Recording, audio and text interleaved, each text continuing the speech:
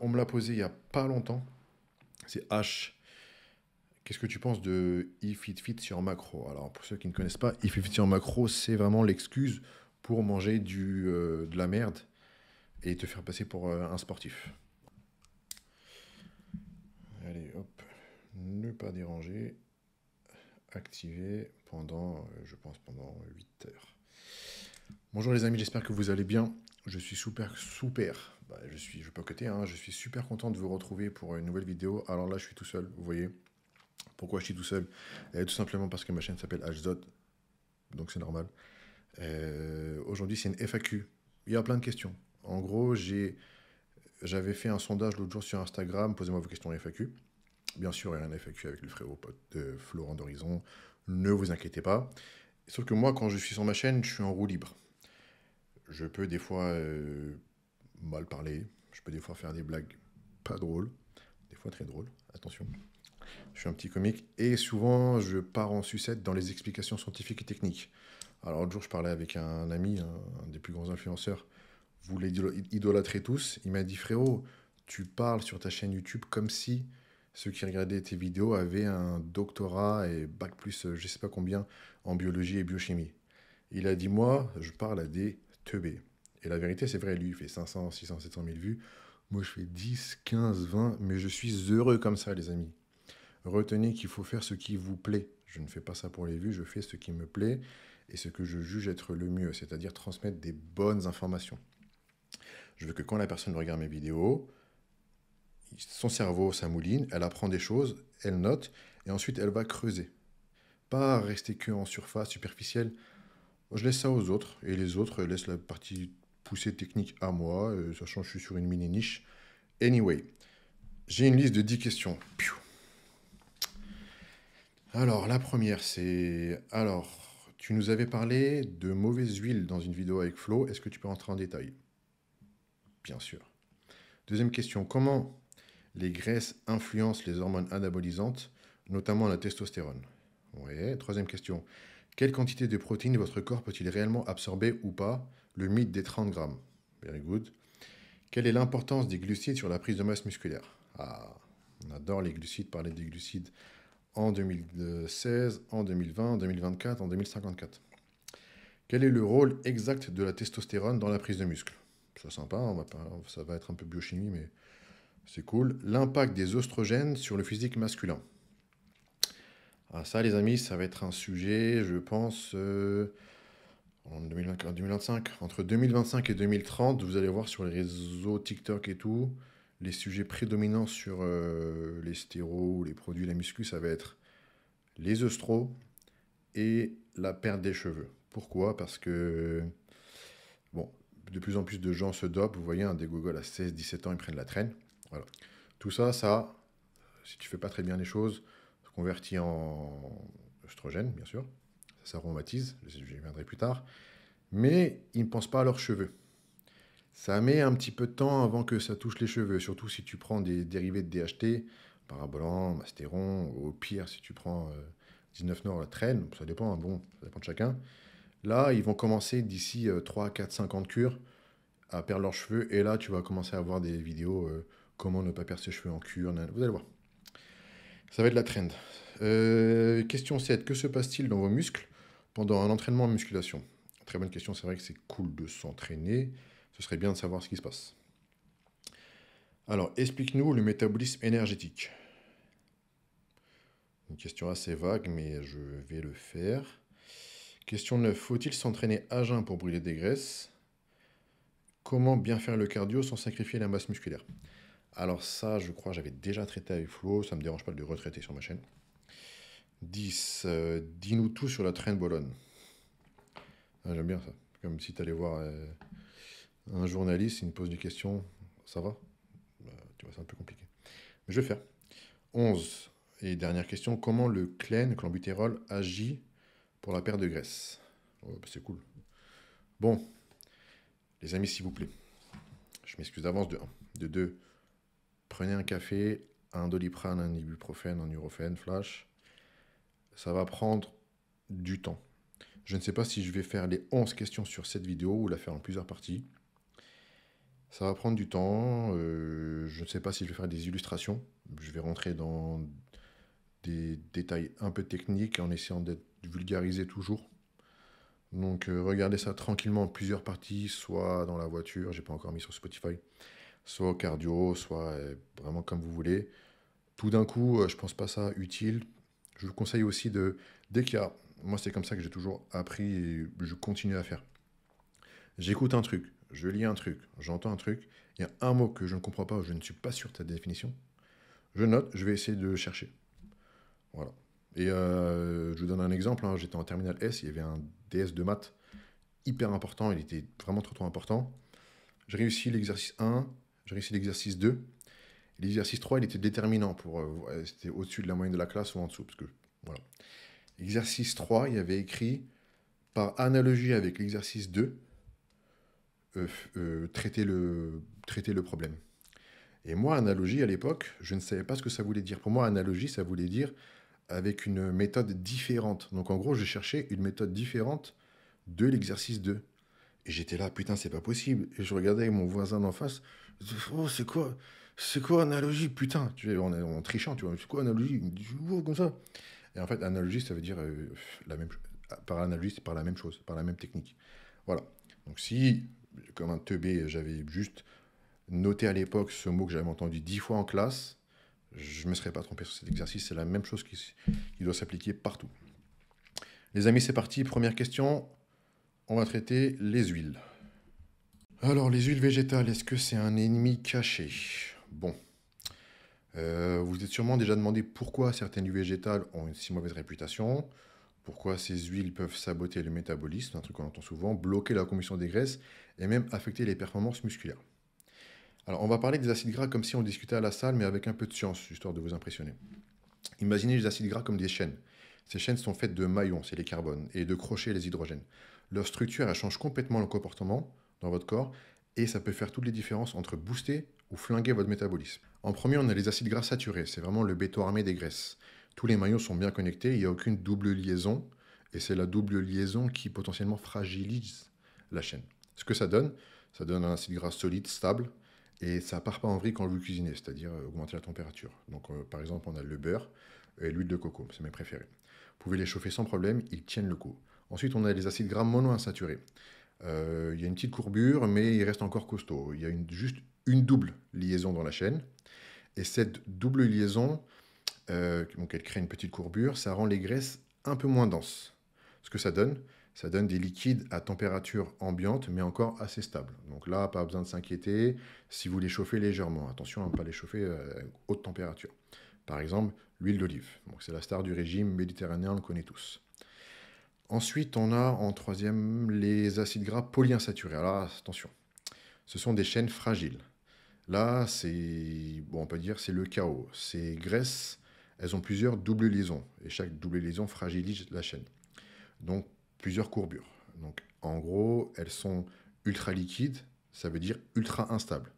Ce que ça donne, elles s'oxydent super facilement avec la chaleur, ou même avec la lumière ou à l'air libre. Et quand ça arrive, elles produisent des composés toxiques qui peuvent attaquer vos cellules, particulièrement les mitochondries, qui sont vraiment trop importantes dans le métabolisme énergétique. Par exemple, on a l'huile de tournesol, de maïs, de soja. Bon. Pour des sauces, c'est ok, mais pour la cuisson, franchement, je ne conseille pas du tout, sachant qu'on en a trop dans les aliments transformés. Alors pourquoi les doubles liaisons que j'ai citées plus haut sont problématiques? En fait, ce sont comme des maillons faibles dans une chaîne. Elles sont hypersensibles à la chaleur, hypersensibles à l'air, et même juste à la lumière. Donc quand elles cassent, elles produisent ce qu'on appelle des radicaux libres. C'est des petites molécules qui aiment en gros foutre le bordel dans votre corps, mais vraiment de manière toxique. L'effet immédiat des radicaux libres, c'est qu'elles attaquent les membranes cellulaires de vos mitochondries. C'est les centrales énergétiques de vos cellules, c'est hyper important. Et peuvent même attaquer votre ADN. À long terme, ça crée l'inflammation, ça perturbe le métabolisme, et ça peut même entraîner une résistance à l'insuline. J'y reviens plus tard. L'impact sur votre santé et votre métabolisme, quand ces acides gras sont oxydés, justement à cause de la chaleur ou de l'air ou de la lumière, ils s'accumulent dans votre corps. Et il peut se passer beaucoup de choses, comme, comme j'ai dit, une perturbation des membranes cellulaires. Donc les membranes cellulaires vont être endommagées. les acides gras vont s'intégrer dans vos membranes cellulaires. Vos membranes deviennent du coup plus rigides ou trop fragiles. C'est quoi le résultat? Vos cellules fonctionnent moins bien et la signalisation de l'insuline en prend un coup. Boum, résistance à l'insuline. C'est pas que lié au sucre, les amis. Ensuite, on a un stress oxydatif qui va s'écréer et des mitochondries qui vont être KO. Les radicaux libres, elles vont attaquer directement les mitochondries, qui sont déjà sous pression quand vous vous entraînez dur ou quand vous avez déjà du stress dans votre vie. Moins de mitochondries en forme égale moins de combustion de graisse. Métabolisme énergétique qui marche moins bien égale vous vous sentez fatigué, vous prenez du poids et vous en perdez difficilement. Il y a aussi une lipogénèse qui va être augmentée, qui va être boostée. Les graisses donc, oxydées, à cause des doubles liaisons, activent des signaux qui poussent votre corps à stocker du gras plutôt qu'à le brûler. C'est tout l'inverse de ce qu'on veut. Donc il y a des exemples concrets si vous voulez mieux visualiser. Les acides gras saturés, imaginez une chaîne en acier trempé. Voilà, elle peut supporter des tonnes de poids sans bouger. Donc là, c'est le beurre, l'huile de coco. Moi, je prends du beurre cru ou du ghee. Ensuite, on a l'acide gras monoinsaturé, une seule double liaison. Donc c'est une chaîne avec un petit pli. Ça reste solide, mais c'est moins compact. L'huile d'olive, c'est exactement ça. Vous voyez, ça reste liquide, mais ça reste de la bonne qualité. On a l'acide gras polyinsaturé, donc ça c'est une chaîne avec plein de maillons tordus. Elle se déforme facilement et se casse sous la pression. L'huile de soja, l'huile de tournesol, l'huile de colza, vraiment c'est des trucs vraiment éclatés. Donc comment éviter justement les dégâts à cause de ces huiles? Privilégier les graisses stables, huile d'olive pour les salades ou les cuissons légères, le beurre, je préfère le beurre cru, le ghee ou l'huile de coco pour les cuissons à haute température. Réduisez les huiles riches en oméga 6. Moins d'huile de tournesol, moins d'huile de maïs, moins d'huile de soja, moins d'huile de colza. On en a déjà partout. Ce qui compte, c'est vraiment le ratio oméga 3, oméga 6. On a besoin d'oméga 6, mais on a surtout d'oméga 3. Mangez du poisson gras, saumon, sardine. Prenez des compléments en oméga 3 de bonne qualité, toujours pour équilibrer le ratio oméga 3, oméga 6. Retenez que les doubles liaisons dans les acides gras, c'est à la fois un atout et un piège. Si elles sont bien gérées, comme dans l'huile d'olive, elles soutiennent votre santé.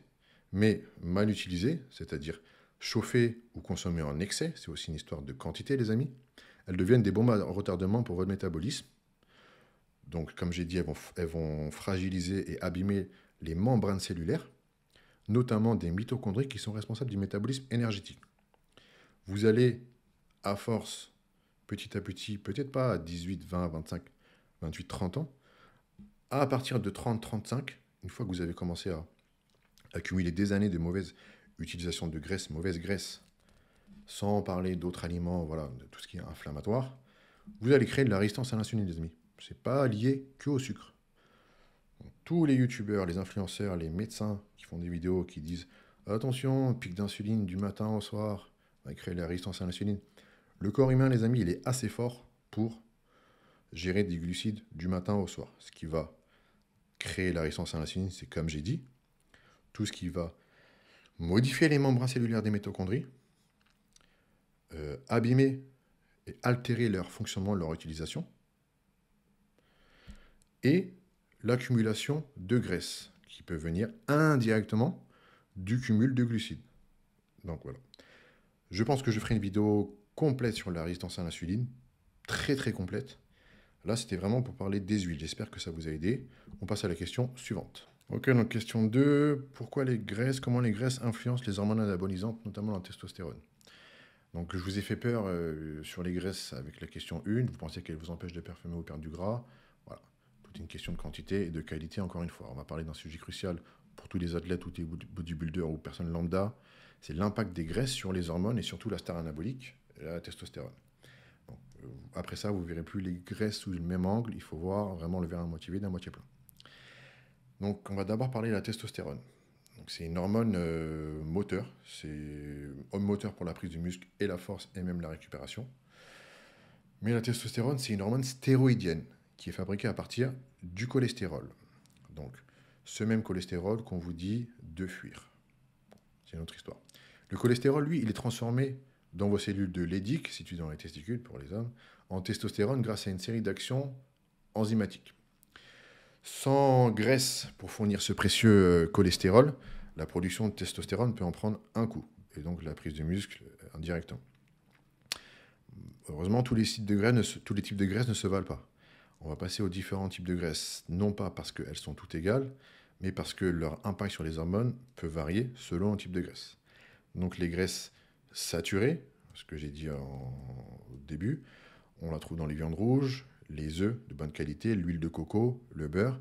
Elles jouent un rôle essentiel. Elles renforcent justement les membres cellulaires, ce qui optimise le fonctionnement des cellules de Leydig dans les testicules et directement crée une augmentation de la testostérone. Les graisses monoinsaturées, celles qui sont moins stables, qu'on trouve dans l'avocat, l'huile d'olive et les amandes, elles soutiennent aussi la production de testostérone tout en améliorant la santé cardiovasculaire. Elles allient performance et longévité. Attention quand même aux ratios oméga 3 oméga 6. Et ensuite, on a les graisses polyinsaturées, les fameux oméga 3 oméga 6 qu'on trouve dans le saumon, les sardines ou les noix. Elles ont des effets anti-inflammatoires qui soutiennent indirectement les niveaux hormonaux. Attention quand même aux excès d'oméga 6 qu'on trouve dans les huiles industrielles, comme j'ai dit avant, le soja, le maïs et le colza, qui favorisent l'inflammation chronique. C'est vraiment un truc qui va tuer vos hormones, les amis. On a les graisses trans, ça c'est vraiment le grand méchant de l'histoire. Elles sont présentes dans les aliments transformés, les pâtisseries, les gâteaux, les grosses merdes, qui réduisent vraiment directement les niveaux de testostérone et augmentent l'inflammation. Donc, si vous êtes sérieux dans votre vie, votre diète, elles n'ont rien à voir, elles n'ont pas la place dans votre vie en fait. Mais qu'est-ce qui se passe si vous mangez trop peu de graisse? Donc, admettons, vous coupez les lipides pour sécher. C'est une mauvaise idée. Un régime trop pauvre en graisse, disons en dessous de 15-20% de votre apport calorique, peut impacter fortement votre production hormonale. Votre corps il va manquer de cholestérol pour fabriquer des hormones. Les membranes cellulaires, notamment les cellules de Leydig, perdent leur efficacité. Résultat, diminution puis chute de la testostérone, perte de performance, difficulté à perdre du muscle, perte de libido, etc. Donc comment optimiser votre apport en graisse pour booster votre testostérone? Il suffit de consommer les bonnes graisses en bonne quantité. Moi, j'ai des recommandations assez spécifiques qui varient selon chaque individu, mais en gros, la répartition idéale des graisses, c'est à peu près 30% des calories en prenant des bons aliments. Œufs, viande, poisson de bonne qualité, avocat, huile de coco, noix oléagineux. Voilà. Si, après, l'huile d'olive, une petite cuillère à café par-ci par-là, pas cuite, là, vous avez vraiment ce qu'il faut en termes de quantité et de qualité. Si vous commencez à ajouter un cheat meal, vous allez voir que si vous comparez les macronutriments, vous allez peut-être avoir la même quantité de lipides dans un McDo que dans un plat maison qualité. Par contre, le ratio acides gras saturés, monoinsaturés, polyinsaturés, trans et du coup oméga 3, oméga 6, 9 n'aura rien à voir. Avec un plat maison avec des bons lipides, vous allez favoriser une bonne santé, production d'hormones, etc. En privilégiant un cheat, alors le pire qui puisse exister, c'est vraiment KFC. KFC, c'est de la friture avec de l'huile réutilisée, souvent, et de l'huile catastrophique. C'est vraiment de l'acide gras polyinsaturé et des trans. Vous allez instantanément créer de l'inflammation. Vous allez provoquer très très rapidement une résistance à l'insuline. Je ne parle même pas des problèmes respiratoires que ça va engendrer, la prise de poids directe. Vous allez bloquer et la lipolyse et en même temps vous allez accélérer la lipogénèse. Donc c'est vraiment un combo, les amis, catastrophique. Faites attention. Encore une fois, tout est une question de quantité, de ratio. Bien sûr, faites-vous plaisir, mais rien ne peut substituer une diète avec des aliments sains et de bonne qualité. Tout ce qui est toxique est toxique. Et là, la nature nous le montre jour après jour avec tous les problèmes de santé qu'on a en 2024. On va passer à la question 3 si il vous reste encore un petit peu de force. La vérité sur le mythe des 30 grammes de protéines qu'on peut absorber par repas. C'est quoi cette histoire des 30 grammes de protéines par repas? Est-ce que c'est une règle absolue? C'est quoi ce mythe? Est-ce que c'est une limite magique? Alors, je vais donner la réponse tout de suite. Pas du tout. Il y a une vraie logique derrière ça et vous allez comprendre tout de suite. Et le débat va être clos. Tout tourne autour d'un acide aminé clé. On le connaît tous, c'est la leucine. Donc, on va casser ce mythe tout de suite et on va comprendre réellement ce qui se passe dans le corps. On entre dans le vif du sujet, promis ça va être cool et assez instructif. Alors, la leucine, c'est le chef d'orchestre de la prise de muscle. Imaginez un interrupteur pour activer l'anabolisme musculaire. Cet interrupteur, c'est la leucine. C'est un acide aminé essentiel, c'est l'un des fameux qui composent les BCA, il y en a 3. Quand vous consommez environ 2,5 à 3 grammes de leucine, c'est là qu'on vous activez une voie métabolique, biochimique, appelée mTOR. C'est là que arrive la synthèse des protéines musculaires et démarre vos muscles qui vont entrer dans un mode de construction, d'anabolisme. Donc pourquoi ce truc de 30 grammes? Alors c'est super simple. 30 grammes de protéines de haute qualité, comme celle du poulet, un steak, des œufs ou de la whey, fournissent généralement 2,5 à 3 grammes de leucine. C'est tout. Et pour activer mTOR et cette synthèse des protéines, on a besoin de 2,5 à 3 grammes de leucine. C'est tout.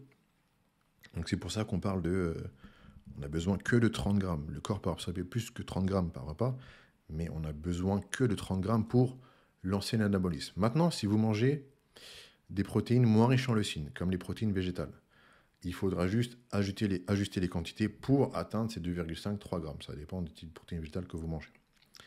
Alors, qu'est-ce qui se passe quand vous dépassez les 30 grammes? Alors là, les gars, attention. Si vous mangez plus de 30 grammes de protéines, est-ce que c'est gaspillé? Ça, c'est vraiment la question que tout le monde se pose. Alors là, pas du tout. Les 3 grammes de leucine de ces 30 grammes vont activer la synthèse des protéines musculaires pendant 2 à 3 heures. Le reste des acides aminés, ils vont être utilisés pour d'autres fonctions essentielles, la réparation des tissus, la production d'enzymes, d'hormones ou le soutien immunitaire. La néoglucogénèse, c'est-à-dire la création de glucides à partir de protéines, ça arrive vraiment dans des cas extrêmes où on ne mange pas beaucoup. Donc, le corps peut transformer ces acides aminés en glucose via un processus appelé néoglucogénèse. Ce glucose sera utilisé comme énergie ou, attention, stocké sous forme de graisse si vous êtes en surplus calorique. Donc, mangez intelligemment, n'ayez pas peur non plus, vous n'allez pas manger trop de protéines, c'est très compliqué. Donc, vraiment, les besoins ils varient selon les profils. On n'a pas tous besoin de la même quantité de protéines et pas tous besoin de la même quantité de leucine. Par exemple, les personnes âgées ont on appelle ça la sensibilité à la leucine. La sensibilité à la leucine des personnes âgées diminue avec l'âge. Ils vont avoir besoin de 3 à 4 grammes pour obtenir le même effet. Les athlètes ou des bodybuilders, avec leur masse musculaire de plus en plus imposante, et leurs entraînements intenses, récupération qui du coup est compliqué, leur seuil de leucine peut être aussi un peu plus élevé. En cas particulier, on a les protéines végétales. Les protéines végétales, comme celles des lentilles, du riz, du pois, du soja, sont moins concentrées en leucine. Ça ne veut pas dire qu'elles sont mauvaises ou de moins bonne qualité. Attention, ça veut juste dire que vous devez manger plus de protéines végétales pour atteindre ces 2,5 à 3 grammes de leucine. C'est tout. Exemple, 30 grammes de whey vont donner 2,5 à 3 grammes de leucine. Pour avoir la même chose, il faudrait 45 à 50 grammes de protéines végétales. Vous avez la même chose avec une digestion bien meilleure. Personnellement, je préfère les protéines végétales maintenant. Donc la stratégie gagnante pour optimiser vos repas, à des fins, encore le contexte important, de prise de muscle, c'est d'assurer que chaque repas vous fournit 2,5 à 3 grammes de leucine, donc par repas. Aussi simple que ça. Et ensuite, bien sûr, plus vous faites des repas espacés, vous jouez avec le système digestif, avec à chaque fois 2,5 à 3 grammes de leucine par repas, plus vous mettez les chances de votre côté. Donc les 30 grammes de protéines par repas, ce n'est pas une recette magique, ce n'est pas une limite magique, c'est une histoire de leucine et d'efficacité. Alors maintenant, tu as ceux qui vont dire je veux mon quota journalier de protéines sur 2 repas. Frérot, il n'y a aucun problème. Si tu fais 90 kg, on fait juste x2. Tu vas avoir besoin, on va dire classique, 180 grammes de protéines. Ok. Tu veux manger ça sur 2 repas. Ok. On va dire sur 3 repas. 180 grammes de protéines divisé par 3, ça fait 60. Tu vas avoir besoin de 60 grammes de protéines par repas. Très bien. C'est ton problème si tu veux des assiettes colossales Sachant qu'en plus, tu vas ajouter des légumes, je pense pas que tu es en low carb, tu vas ajouter des glucides. Et vu qu'il faut des bonnes graisses, tu vas ajouter des graisses. Ton assiette, ça va être un saladier. Il n'y a pas de problème. Qu'est-ce qui va se passer? Tu donnes un peu beaucoup à ton système digestif, il va être fatigué, tu vas être fatigué. Il n'y a pas de problème si tu es au chômage ou sinon si tu n'as rien à faire de ta vie. Si tu as un travail, si tu as une vie sociale, une famille, de l'ambition, des objectifs, je parle même pas de performance ou je sais pas quoi, tu peux pas te permettre d'être fatigué toute la journée parce que tu digères, parce que tu veux juste faire que 3 repas, où il y a 60 grammes de protéines par repas, pour atteindre ton quota journalier de protéines en seulement 3 repas. C'est ton problème, d'accord? La majorité des gens, c'est pas pour rien que tu vois les bodybuilders américains. Alors c'est cool de dire ouais, ils sont chargés, ils sont chargés. Très bien, on peut s'inspirer d'eux pour le mauvais côté, on peut s'inspirer d'eux pour le bon côté. Répartir ta- ton quota journalier de protéines sur plusieurs repas qui vont faire en sorte que chaque repas que tu vas prendre n'entrave pas ton énergie, ton système digestif, qui va t'empêcher de bien travailler, de bien vivre, c'est nickel. Répartir tes 180 grammes sur 5, 6 repas plus petits, c'est super simple. Un petit déj, dîner, ça fait 3. Tu ajoutes 2 petites collations et si tu veux un pré- et post-workout dans shaker, tu as terminé. Il n'y a rien de compliqué. Donc, pensez surtout à un système digestif, les amis, hein. Ce n'est pas qu'une question de chiffres et de muscles. Question 4. Quelle est l'importance des glucides sur la prise de masse musculaire? Parfait, on a parlé des protéines, là on va parler des glucides. J'espère que vous avez pris un Doliprane 1000. Donc les glucides, ce sont un carburant essentiel, mais pas exclusif. Quand je dis carburant, c'est vraiment le corps a besoin de ça pour agir, a besoin de ça comme énergie. Donc les glucides sont surtout le carburant préféré du corps pour fournir les efforts intenses. Mais ils ne sont pas la seule source d'énergie. On viendra sur le métabolisme énergétique sur une question d'après. En fonction de l'intensité de l'entraînement, ton corps peut aussi puiser dans ses réserves de graisse ou utiliser des glucides rapides que tu consommes, ou bien de la créatine si tu en as. Voilà. C'est pour ça peut être intéressant d'utiliser des glucides rapides en boisson, jus de raisin, tout ça pendant l'entraînement. Donc pendant l'entraînement intensif, les fibres musculaires de type 2, j'ai bien dit intensif, je n'ai pas dit rééducation enchèvement, de type 2, les plus sollicités dans les séries lourdes et explosives, dépendent fortement du glycogène musculaire. C'est-à-dire, le glycogène musculaire, c'est les glucides qui sont stockés dans les muscles et aussi le foie. Donc sans ce glycogène musculaire, ta puissance et ton endurance musculaire vont fortement diminuer. Bien sûr, tu peux t'entraîner à jeun, mais c'est un autre sujet, ce serait pas pareil. Et du coup, quid des graisses? Pour les efforts plus longs et modérés, comme un cardio à faible intensité ou moyenne intensité, ou des longues séries avec du repos entre chaque série, le corps peut en effet utiliser les graisses stockées comme source d'énergie, mais brûler les graisses, pour le corps humain, c'est un processus plus lent et moins efficace pour les efforts explosifs. Et je dis explosif, c'est pas que pousser, hein. Il y a sprint, courir rapidement, etc. Donc les glucides rapides pendant l'entraînement, si tu consommes une boisson riche en glucides, eau de coco, jus de raisin, Powerade, Capri Sun, ton corps peut l'utiliser immédiatement comme source d'énergie. C'est pas mal pour ceux qui sont secs. Ça va éviter de puiser trop dans tes réserves de glycogène que tu n'auras même pas besoin de remplir après. C'est une stratégie utile pour maintenir l'intensité sur des entraînements longs et intenses. Parce que l'entraînement long, pas intense, ça sert à rien. Pourquoi les glucides sont stratégiques pour la prise de masse? Prise de masse égale prise de masse musculaire. On ne veut pas prendre de gras, les amis, je le répète. Et mes collègues le répètent aussi. Les glucides ne servent pas qu'à fournir de l'énergie. Ça devient intéressant. Ils jouent aussi un rôle hormonal et métabolique pour la croissance musculaire. Timing de la nutrition, testostérone, insuline. L'insuline, elle a un rôle clé. Quand tu consommes des glucides pendant l'entraînement, ton corps libère de l'insuline. C'est une hormone qui en soi, même si c'est une hormone de transport, elle est anabolique.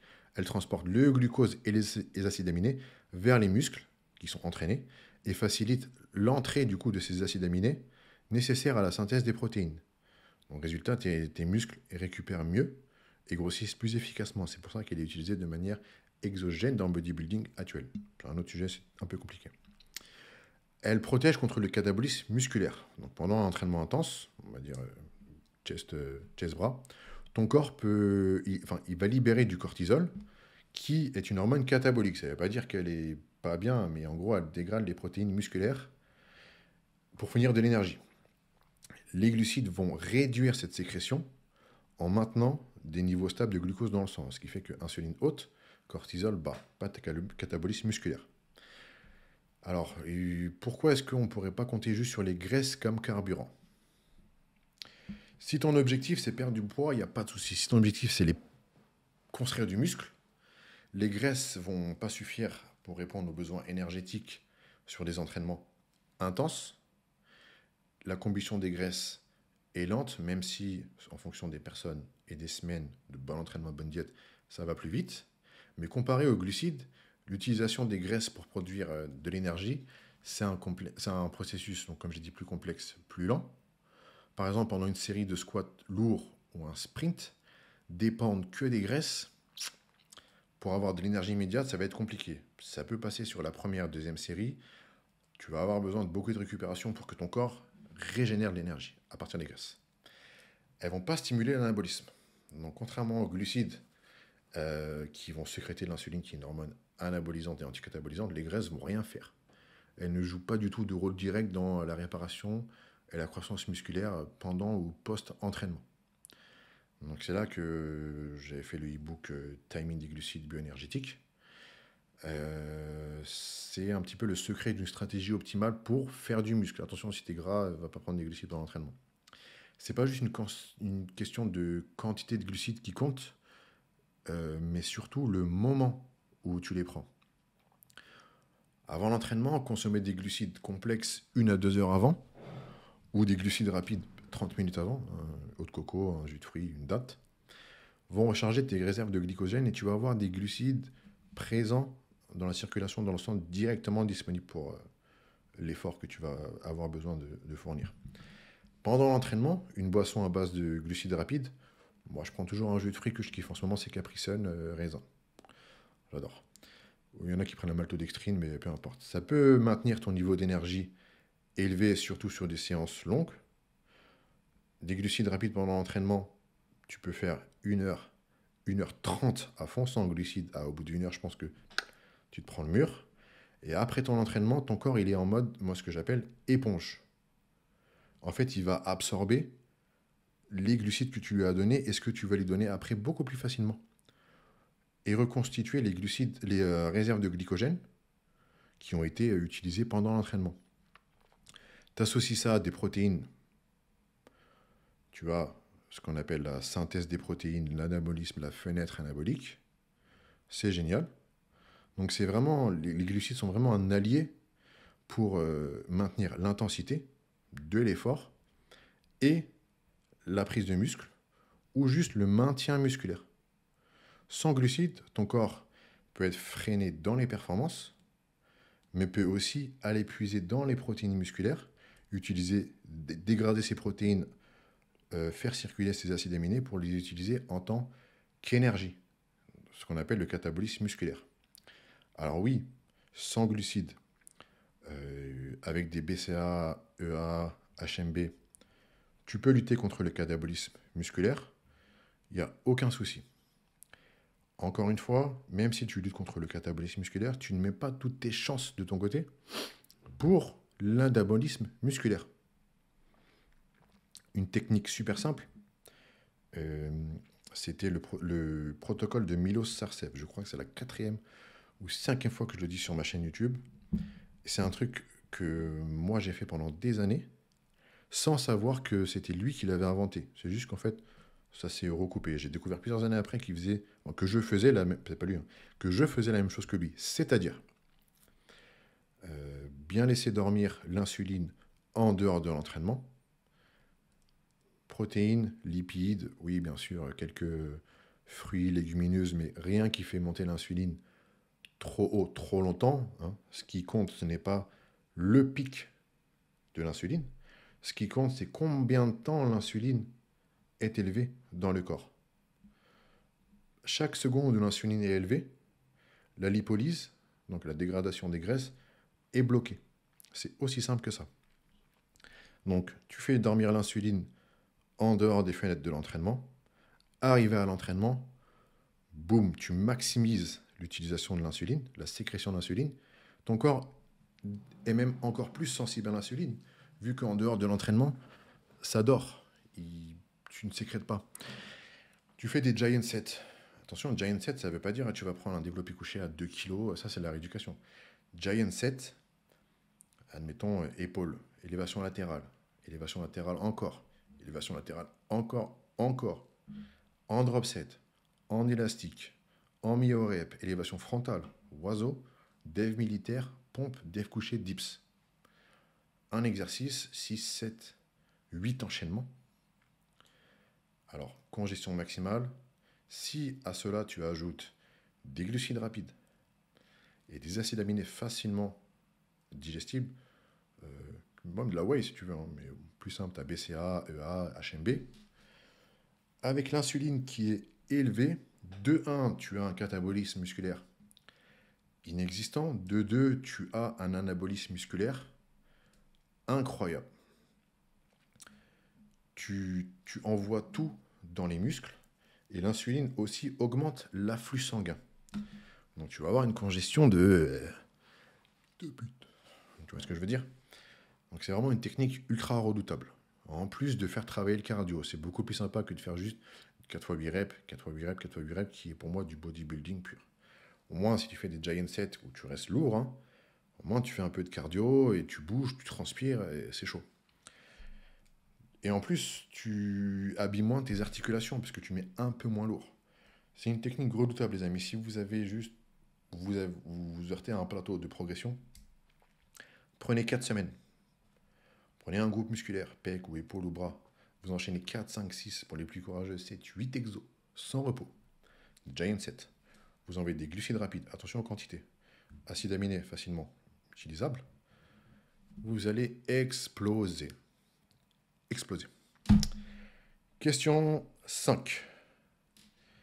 Quel est le rôle exact de la testostérone dans la prise de muscle? Donc déjà, c'est quoi la testostérone? Pourquoi elle est si importante? Il faut savoir que les amis, la testostérone, c'est le principal androgène, je vais revenir plus tard sur ce mot, notez-le, produit naturellement par le corps, les testicules chez les hommes, et en plus petite quantité, heureusement, par les ovaires et les glandes surrénales chez les femmes. C'est une hormone clé pour énormément de fonctions chez l'être humain. La libido, l'énergie, l'humeur, la croissance musculaire, la perte de poids, bien sûr. Il faut noter les amis, que le mot androgène vient du grec. Andros signifie homme ou mâle. Gène signifie produire, engendrer. Testostérone, c'est une hormone qui engendre des effets masculinisants. Caractéristiques masculines. Pomme d'Adam, voix, pilosité, etc. Après, voilà. Elle est ultra importante pour la prise de muscle, elle est essentielle, elle stimule directement la synthèse des protéines musculaires, c'est-à-dire le processus par lequel votre corps utilise les acides aminés que vous lui donnez directement, bien sûr, par des protéines qui sont dégradées, pour réparer et construire des fibres musculaires après un entraînement, je répète les amis, intense, à l'échec. Elle augmente aussi la libération de l'hormone de croissance. C'est un autre facteur majeur dans la récupération et un peu moins dans l'hypertrophie. Hein. Hormone de croissance, c'est un mot un petit peu faux parce qu'elle n'est pas trop ouf dans la croissance. Mais bon. Elle réduit la dégradation musculaire en inhibant les niveaux de cortisol, l'hormone catabolique. Donc vraiment, ceux qui s'injectent de la testostérone, ils jouent sur l'anabolisme en jouant sur l'anticatabolisme. Retenez ça. Après, voilà, comment elle agit sur le corps, dans le muscle, c'est vraiment là où ça devient plus intéressant. Elle agit au niveau moléculaire. Je vais essayer de voir comment je vais expliquer ça de façon simple. Elle se lie aux récepteurs androgéniques, comme j'ai dit plus haut. La testostérone, elle entre dans les cellules musculaires. Elle se lie aux récepteurs androgéniques. Et une fois activée, Cette liaison, cette liaison, elle va stimuler directement la transcription des gènes responsables de la croissance musculaire. C'est un petit peu du chinois, mais en gros, j'ai essayé de vulgariser comme j'ai pu. En fait, imaginez que la testostérone, c'est la clé et les récepteurs androgéniques, la serrure, comme l'insuline et les cellules en mitochondrie. Lorsque elle s'insère, la testostérone s'insère, elle déverrouille un processus de réparation et d'hypertrophie musculaire.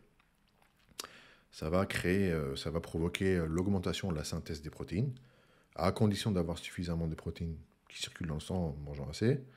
Elle amplifie le signal pour fabriquer davantage de protéines contractiles, actine, myosine, qui sont la base des fibres musculaires qui créent la contraction.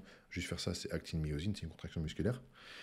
Et plus elles sont nombreuses dans votre corps, plus votre muscle grossit et devient fort. Elle stimule ce qu'on appelle les cellules satellites. Ça, pareil, cellules satellites, notez-le, c'est un peu un terme technique, j'ai mis du temps à le comprendre. Mais en gros, elles sont situées autour des cellules musculaires et se réveillent grâce à la testostérone. C'est notamment ça qui joue dans la mémoire musculaire. Elles fusionnent avec les fibres musculaires qui ont été endommagées par l'entraînement intense pour les réparer et les renforcer. Donc ça va contribuer directement à l'hypertrophie musculaire, à l'inhibition du catabolisme musculaire, donc c'est et anabolisme et anticatabolisme, parce que la testostérone limite les effets du cortisol. Elle va protéger vos muscles contre la dégradation, ce qui est crucial pour maintenir une balance anabolique positive, une rétention du nitrogène positive. C'est une question d'équilibre et de balance. Il y a aussi un impact sur les performances et la récupération. Ceux qui s'injectent de la testostérone, ils vont récupérer beaucoup plus facilement des grosses séances, alors qu'un nati, voilà, il va poser 2-3 jours d'arrêt maladie. Voilà. C'est comme ça, c'est le rôle de la testostérone. Il y a 12 000 effets secondaires, 12 000 effets mauvais. Attention, n'allez pas vous injecter, j'explique juste ce que c'est la testostérone. Elle augmente aussi la force et la puissance. Comment ? Elle active les récepteurs androgéniques qui sont dans le système nerveux central et elle améliore la coordination entre les muscles et le cerveau. Donc ça va vous rendre plus fort, ça va vous rendre plus explosif, on peut même dire plus agressif, c'est lié. Elle va jouer sur la densité osseuse et les tendons, un double tranchant. Elle renforce les os et les tendons. Par contre, un effet secondaire de ceux qui s'injectent la testostérone, c'est pour ça que la TRT, les amis, que vous dites TRT, vous voyez partout, c'est pas ouf parce que ça diminue la synthèse du collagène. Voilà. Elle accélère la récupération, contrepartie, mais ça diminue la synthèse du collagène. Ce qui fait que, voilà, entraînement intense, même si tu récupères mieux, tu as plus de force, etc. Moins de collagène, tu vas avoir un système articulaire avec le temps affaibli si tu n'en prends pas soin. Donc voilà, TRT, attention les amis, n'allez pas faire de la TRT comme ça. Aux États-Unis, la TRT, c'est suivi en clinique. En Suisse aussi, c'est payant, c'est suivi. Il y a une conversion en oestrogène, perte de cheveux, il y a plein de trucs. Donc bien sûr, c'est super de savoir comment la testostérone agit sur la prise de muscle. Vers à moitié plein, vers à moitié vide, les amis. Attention. On va passer à la question 6, sinon je vais commencer à me perdre. Sachant qu'après, je crois qu'il y avait une question sur le trenbolone, même le clenbuterol. Donc ça va faire 3 questions sur les stérols. Sachant qu'il y avait la deuxième question, c'était comment les graisses influencent sur les hormones anabolisantes, notamment la testostérone. Bon. Question 6, les amis, l'impact des oestrogènes sur le physique masculin. J'espère que je ne vous ai pas perdu. Alors là, je pense qu'on arrive à la moitié de la vidéo. Ceux qui sont encore là à la moitié, mettez un commentaire, mettez juste présent ou un emoji coucou. Ça veut dire que vous êtes là et merci les amis. Donc les oestrogènes, les amis, ce ne sont pas exclusivement des hormones féminines, ce sont des hormones stéroïdiennes qui sont présentes chez l'homme et chez les femmes et dans des quantités complètement différentes. Chez les hommes, elles sont principalement dérivées de la testostérone grâce à une enzyme appelée aromatase. Il en existe 3 types. Tu as le premier type qui est l'estradiol, c'est celui-ci qu'il faut demander dans les prises de sang. Tu as le deuxième type, l'estrone, qui est moins puissant, mais il reste pertinent. Et le troisième, qui est bon, vraiment pas d'impact, hein, présent en faible quantité, l'estriol. Retenez qu'il faut demander l'estradiol E2 dans la prise de sang. Pour les hommes, ces hormones, surtout l'estradiol E2, vont jouer un rôle essentiel. Ils vont jouer un rôle dans la santé osseuse, dans la régulation du cholestérol, et croyez-le ou non, le maintien d'un équilibre hormonal global dépend et de la testostérone et des oestrogènes, bien sûr du cortisol. Alors, il y a des effets positifs et des effets négatifs sur des oestrogènes chez l'homme. On va commencer par les effets positifs. Et ça joue sur la santé des articulations. Les oestrogènes protègent les articulations. Elles aident à préserver ce qu'on appelle le tissu conjonctif. Elles jouent sur la libido et les performances sexuelles, l'érection. Donc un déséquilibre entre testostérone et oestrogène peut créer des problèmes de libido et d'érection. C'est très important, les amis. Ça joue sur la synthèse musculaire de façon indirecte. Les oestrogènes vont influencer de façon positive l'axe hypothalamus-hypophyse, qui régule les niveaux hormonaux, notamment la testostérone. Le problème, c'est que quand les oestrogènes montent en flèche, ça devient problématique. Trop d'oestrogènes peuvent entraîner plusieurs effets vraiment pas cool et négatifs. Le premier, pas ouf, c'est la rétention d'eau. C'est ce qu'on voit, un aspect flotteux. Hein. Tu peux être gonflé, mais on appelle ça être gonflé, musclé, mais flotteux. La gynécomastie, ça vous voyez chez tous les influenceurs qui ne savent pas faire de cure, hein, vraiment, c'est vraiment la base. Hein. Testo et gérer les oestrogènes. Et une santé articulaire amoindrie, c'est très très dangereux. Et une diminution de la testostérone libre, qui, vraiment, c'est un cercle vicieux, joue sur la non-perte de graisse et la prise de graisse, qui va du coup jouer sur l'augmentation des oestrogènes, la baisse de la testo, etc. etc. Donc c'est vraiment un truc œstro, testo, graisse, un peu cortisol. Il suffit qu'un il monte, ça fait monter ou baisser le reste. C'est vraiment pas cool. Alors pourquoi les niveaux d'œstrogènes fluctuent-ils dans notre société actuelle? À l'époque, c'était pas trop le cas. De nos jours, c'est de pire en pire. Vous le voyez sur les réseaux. Moi, je le vois avec mes élèves. Des problèmes, je les vois physiquement. Des corps de Orangina, hanches, seins, sur des corps d'hommes. C'est... Voilà. On essaie de comprendre pourquoi il pourrait augmenter. Je vais vous expliquer. L'excès de graisse de base. L'excès de graisse corporelle. Plus vous avez un taux de graisse, body fat, élevé, plus votre corps va produire de l'aromatase, qui va transformer du coup la testostérone que vous avez en oestrogène. Une catastrophe. Une alimentation déséquilibrée, les huiles, les consommations de phytoestrogènes, d'acides gras trans, d'aliments industriels, j'ai perdu mon truc, mais les perturbateurs endocriniens, tout ça vont influencer et la testo, et les ostros, et du coup, et la prise de graisse, et les ostros, etc. etc. Après, tu as ceux qui prennent les stéroïdes anabolisants, tu as une partie qui va être convertie en oestrogène, mais bon, ça, c'est la base de gérer sa cure, hein, excusez-moi. Si tu as une gynécomastie parce que tu es en cure, c'est que vraiment tu es un gogol. Si tu ne veux pas prendre d'anti-oestrogène parce que tu te dis ouais, moi je aromatise pas trop, ok, cool. Un jour ça va te. Alors, comment on peut gérer ces oestrogènes pour maximiser les gains musculaires, maximiser la perte de gras, limiter la prise de gras? Il y a plusieurs stratégies pour optimiser les niveaux d'oestrogène. Le premier, c'est d'abord si tu as un doute, tu demandes à ton médecin, même s'il ne veut pas, tu demandes au laboratoire, prise de sang, estradiol, E2. Tu es dans la fourchette haute, fourchette basse, tu es entre les deux, tout va bien. Tu dépasses, essaie de réduire ta graisse. Si tu dépasses trop, tu as un souci. Généralement, j'ai vu ceux qui ont ceux qui ont beaucoup d'œstrogène, estradiol E2, la moitié de ces personnes, c'est parce qu'elles ont beaucoup de testostérone libre. C'est une testostérone qui va se convertir, qui va s'aromatiser en oestrogène. Donc tu as la base, c'est vraiment le zinc qu'il faut prendre sous forme d'oligo-éléments. Personnellement, je le prends chez Granion en ampoule. Vous prenez la forme oligo-éléments. Tu as aussi le complément alimentaire qui s'appelle Dindo-Liméthane, le DIM, D-I-M, 200 mg à 300-400 mg par jour. Ça permet de faire baisser les niveaux de mauvais oestrogènes. Il faut éviter les perturbateurs endocriniens, les aliments transformés, ultra transformés. Quand vous faites des cheats, privilégiez les cheats maison. Une lasagne, un hachis parmentier, un tieb, un fessenjun, n'est pas comparable, les amis. Même pizza maison n'est pas comparable à un KFC où il y a tout ce qu'on a vu avant, les acides gras trans, polyinsaturés qui vont créer l'inflammation, la résistance à l'insuline, qui du coup va augmenter votre prise de gras, qui du coup va augmenter votre niveau d'œstrogène E2, etc., etc. Tout ça, les amis, c'est ultra important. Chaque détail compte.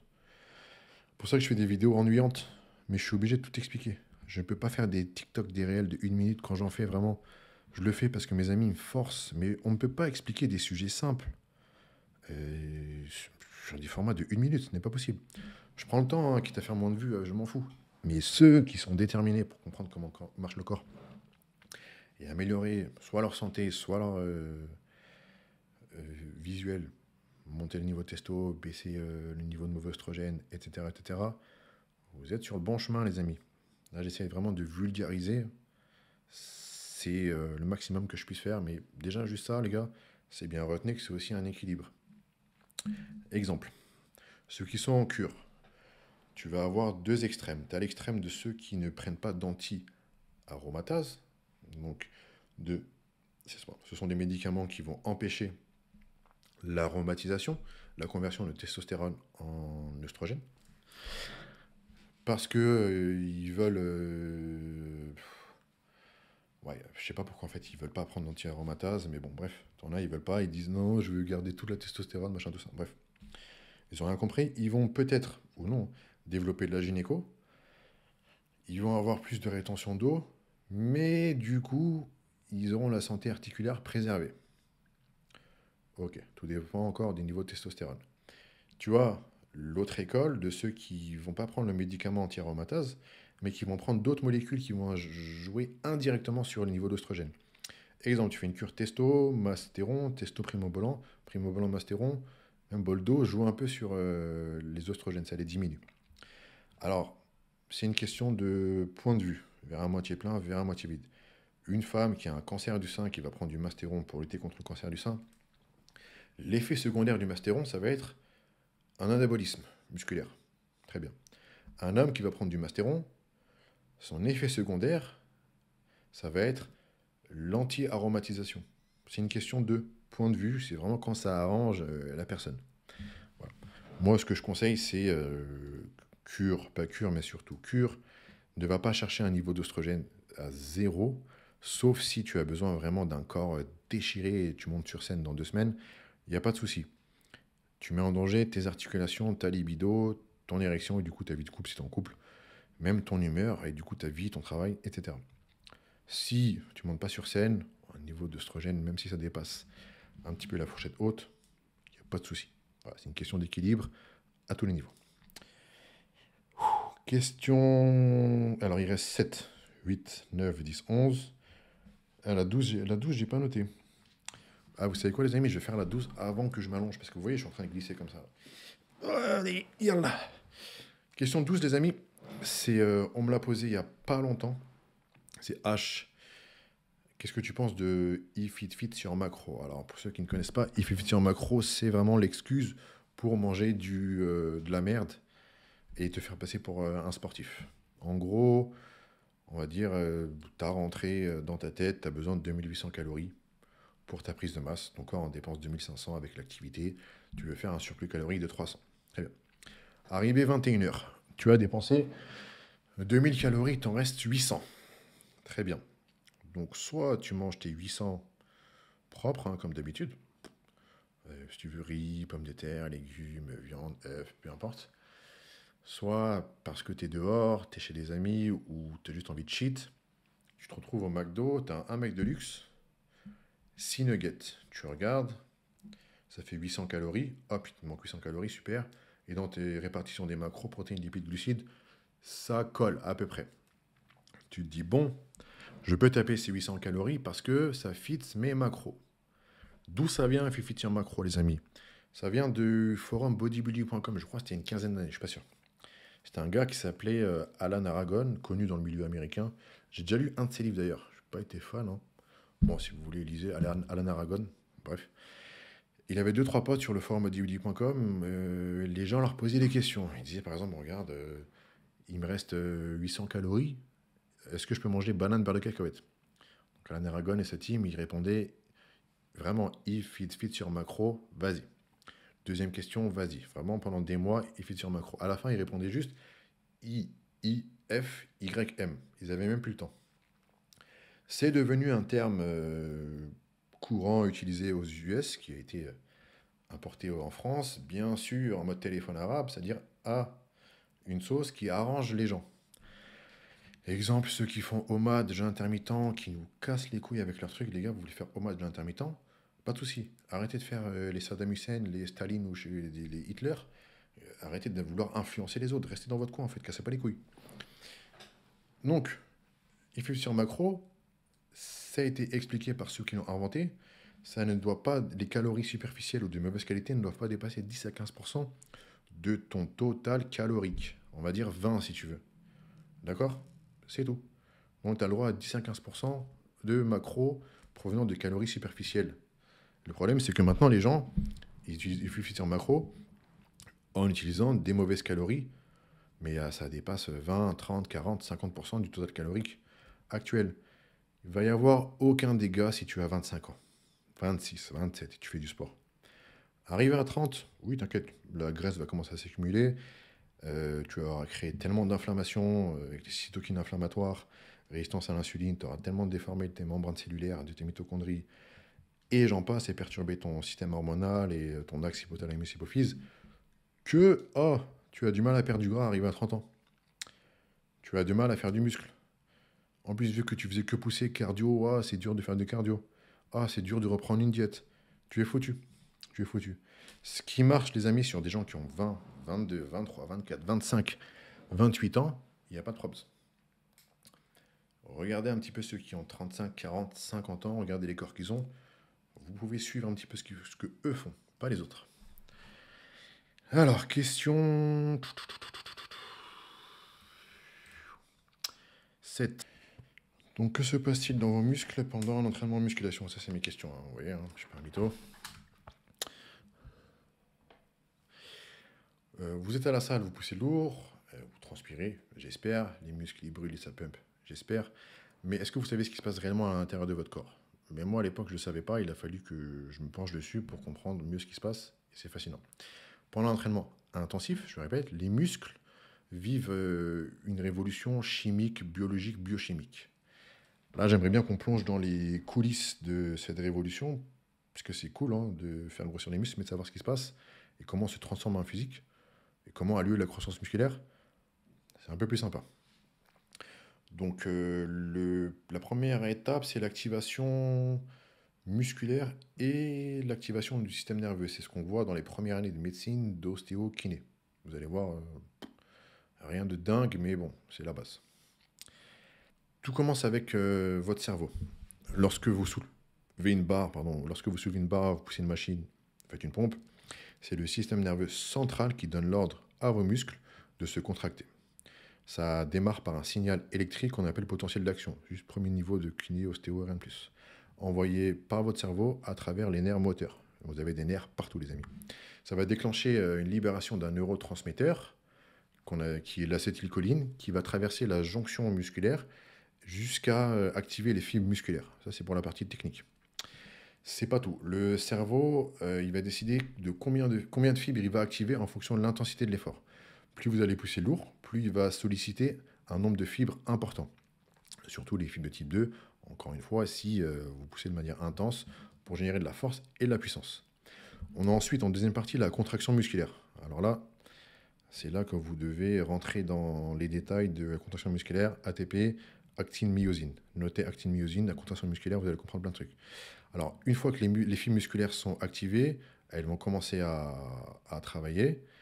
Et il va y avoir deux protéines qui vont entrer en jeu, c'est l'actine et la myosine. Ce sont deux filaments qui vont glisser l'un contre l'autre grâce à l'énergie fournie par l'ATP, donc le métabolisme énergétique, on va venir plus tard.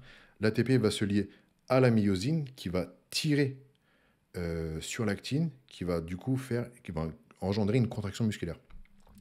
C'est ce qu'on appelle le cycle des ponts d'union, et ça se répète 10 milliers de fois par seconde pendant la répétition. Alors, pour maintenir cette contraction musculaire, on a besoin de l'ATP. C'est là que le métabolisme énergétique entre en jeu. La troisième partie. Alors, lorsque vous commencez une série de 1, 2, 3 répétitions, le corps il va puiser dans ses réserves d'ATP immédiates, qui sont stockées directement dans les muscles. Le système ATP créatine phosphate, il est ultra sensible, limité, mais il ne dure que 10 secondes, dans les sprints par exemple. Une fois que c'est épuisé, le corps passe au système de glycolyse qui va décomposer le glucose et le glycogène pour fournir de l'énergie. Et c'est là que l'acide lactique entre en jeu. Le glycogène va fournir plus d'ATP que le glucose, mais c'est une autre histoire. L'acide lactique, alors l'acide lactique souvent associé à une molécule toxique, c'est juste que c'est un sous-produit du métabolisme énergétique. Il peut même être recyclé en énergie lui-même utilisée par le cerveau. Donc c'est pas si toxique que ça. Mais au fur et à mesure qu'il s'accumule, il crée cette sensation de brûlure musculaire. Et ça, c'est un signe que vos muscles travaillent intensément. Après, plus tu en as, plus aussi ça peut créer une hyperventilation, mais ça, c'est une autre histoire. On a ensuite la phase qui est nécessaire, c'est les dommages musculaires qui vont engendrer la croissance. Les micro-déchirures musculaires, pendant les fibres musculaires. Alors, pendant l'entraînement intensif, les muscles, si vous vous entraînez bien, les amis, vont subir des mini-déchirures au niveau des fibres. C'est ce qu'on appelle des micro-traumatismes musculaires. C'est la base.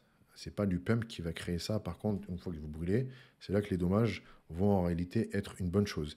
Ils vont envoyer un signal à votre corps pour renforcer et réparer ces fibres endommagées. Alors, le truc, c'est que ça ne se fait pas immédiatement. Le processus qu'on appelle hypertrophie, il va se déclencher pendant la récupération, notamment pendant que vous dormez et les jours qui suivent, grâce à la synthèse protéique, stimulée par l'augmentation des niveaux de testostérone, l'hormone de croissance, l'IGF-1, à condition que vous mangiez assez de protéines et pas de niveau de graisse haute et d'œstrogène trop élevé. Voilà. Le but, c'est que vos muscles deviennent forts, plus forts pour la séance d'après par rapport à la séance d'avant où ils ont subi un stress. C'est là que interviennent les nutriments et l'oxygène, qui sont essentiels pour fournir ces efforts pendant l'entraînement, pour créer du muscle et réparer ses muscles. Donc, pendant l'effort intense, les muscles réclament du glucose, mais un apport massif en oxygène et en nutriments, acides aminés. Pour répondre à cette demande, le cœur pompe plus vite et plus fort. C'est pour ça que le BPM il monte. Alors 80% du flux sanguin va être dirigé vers les muscles actifs, d'où la congestion de ouf. Vous n'avez pas besoin de Viagra pour ça. Le sang va transporter l'oxygène nécessaire pour la combustion des graisses, du glucose et des acides aminés pour lutter contre le catabolisme.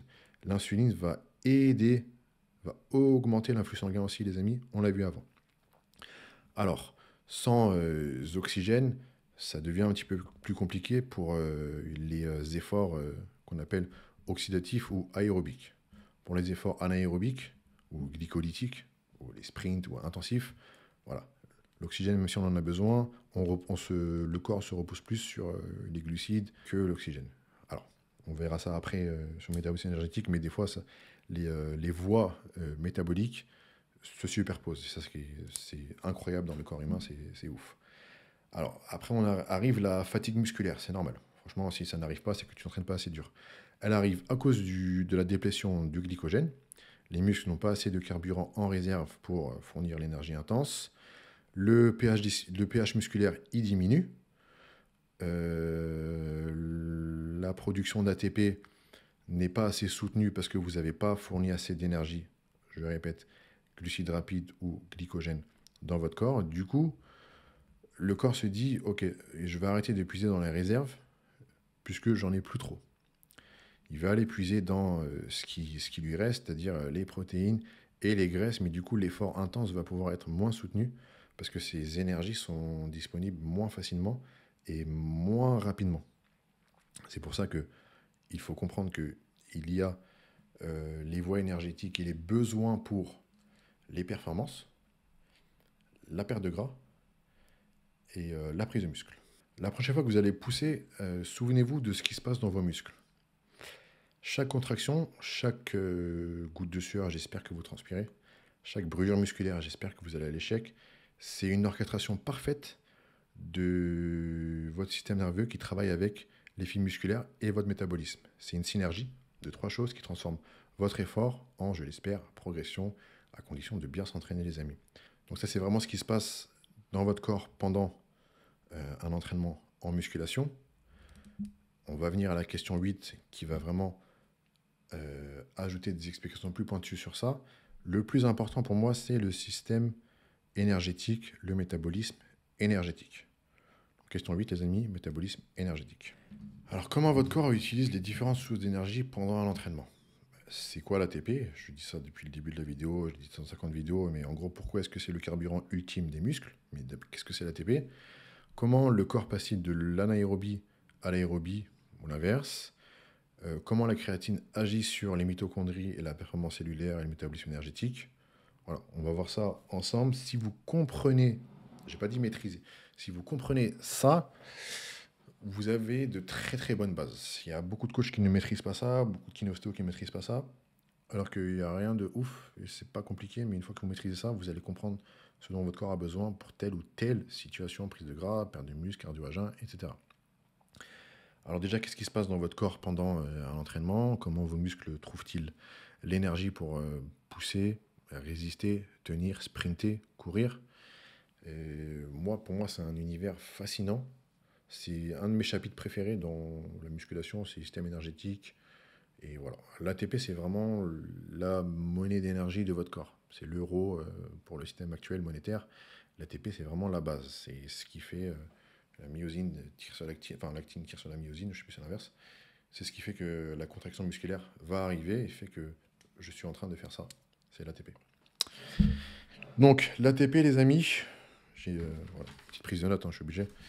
L'ATP, c'est la molécule universelle de l'énergie.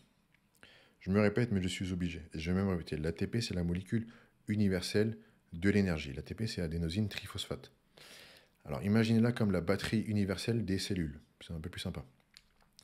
Petite molécule composée d'adénosine et 3 groupes de phosphate.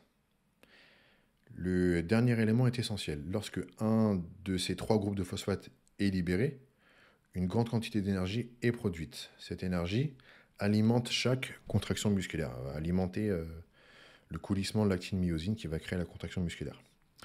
Le problème, c'est que les muscles ne stockent qu'une toute petite quantité d'ATP, suffisante pour 2 à 3 secondes d'effort maximal. C'est vraiment un petit sprint.